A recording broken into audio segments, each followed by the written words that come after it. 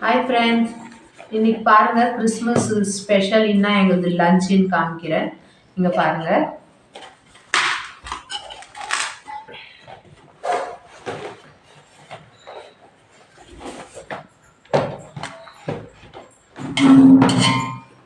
பாஸ்மதி ரைஸ்ல வந்து ஜீரா ரைஸ் பண்ணியிருக்கிறோம்.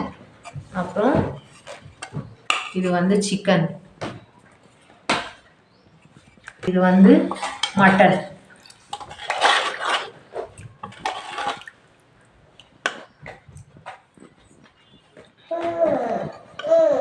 ப்ரான்ஸ்,